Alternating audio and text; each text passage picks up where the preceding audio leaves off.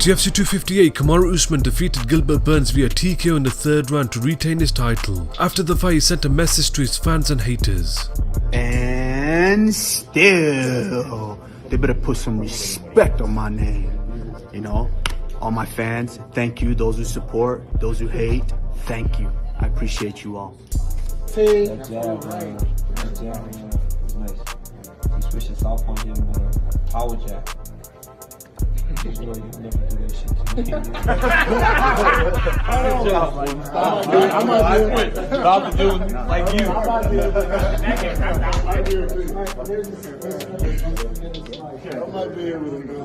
Jorge Masvidal reacted to Kamaru Usman's caller and posted this on his Twitter saying, "Game plan to putting me in a coffin, hug and toe stomp. Who is this guy fooling? He knows. # the resurrection."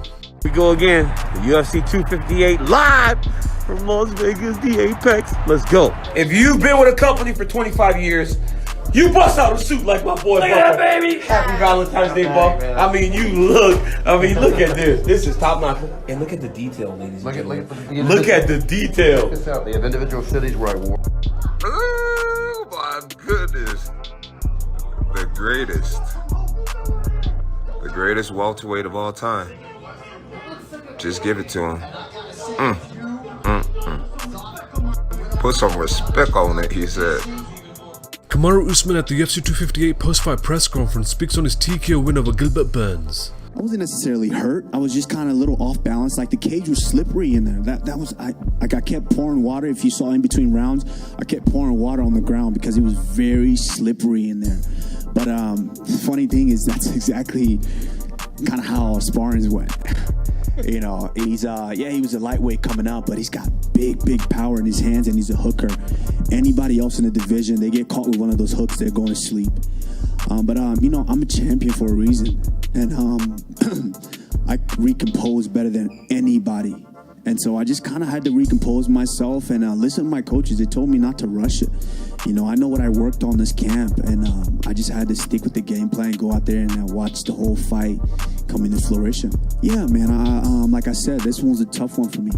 When I step inside there's no friends. Like he said it himself.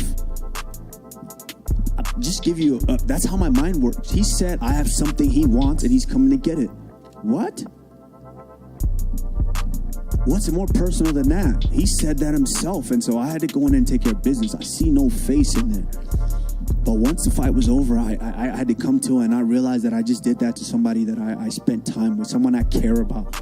I care about his kids. You know, I watched them grow. And, you know, it was very, very tough for me to have to do that to him. So I just talked to him, and I told him he deserved to be there. You know, everyone thought he was down and out, and he had to rebuild himself back up, move up a weight class, and tear through guys. He deserved to be there, and I'm extremely proud of him.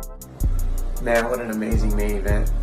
What it really comes down to is I saw that they were looking for that jab to cut right in between that left hook of Gilbert Burns. They knew that if they could keep it standing and utilize that jab to set up the big power shots of Usman, that it would really offset the power left hook of Gilbert Burns. I mean, how many rounds do these guys have together where Usman has the time to understand the weapons of Gilbert Burns? Not to mention, you got to remember that he switched his stance. So he had a power jab from both conventional and southpaw positions, and that cut right through the guard of Gilbert Burns, picked him apart, set up the power shots, and that was all she wrote. What a beautiful fight. Usman shows up as champion yet again. Ce soir à RDS à 8h, ne manquez pas le UFC avec Patrick Cote et la légende Jean-Paul Chartrand. Oh yes! Oh, make a wish. Gilbert Burns at the UFC 258 post-fight press conference speaks on his TKO loss to Kamaru Usman. Wasn't exactly where I want to be. I think I get overexcited, and I went my guy Cody Garbrandt. I'm crazy. You know, as soon as I heard him, and that was the second time. You know, I think I did make the same mistake when I fought Dan Hooker, and I got overexcited, and then to become a champion in that game, I cannot make those mistakes, you know. And but like the way I see right now,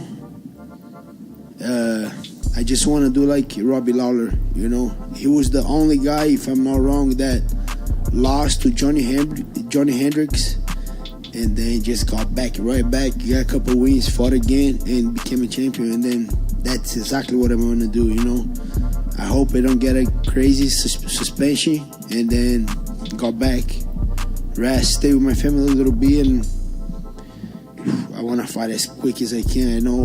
I know I can do it, you know, and was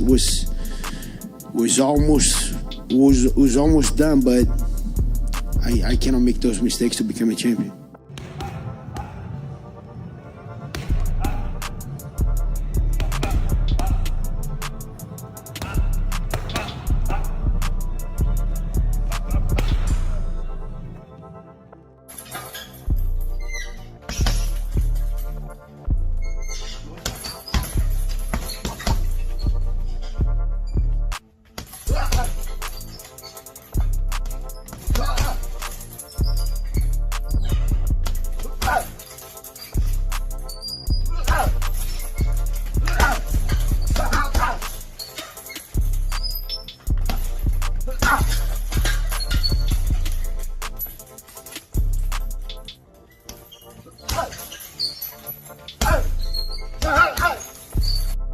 Last night I commented on the UFC's Instagram page about how the only fight I really want to see for Usman again is him versus Colby. It is at like 130 something comments right now, and a lot of those guys have started tearing into me a bit, but they're still talking about it. So I figured I'd put it up here too. What fight do you want to see Usman in the most? Minus Colby. I thought Colby was up 4 rounds to 1 going in, 4 rounds to none going into the 5th. But then the 5th he lost. And I thought it was a bad stoppage too. But what fights do you want to see Usman in next? Good. Right here. Good. Good. Good. Yeah. Yeah, hook right. Yeah, hook right under right. Good. Do it again. Good. Yeah. Yeah, buckle. Yeah, buckle right hand hook. Good. Do it again. Right hand. Good. Right hand hook right hand. Do it again. Body right hook right. Good. Do it again. Good. Yeah. Jab. Double jab. Double jab right. Double jab right. Catch hook right hook. Good. Good. There you go. Yeah. Nice. That's it, AJ. That's it. Nice.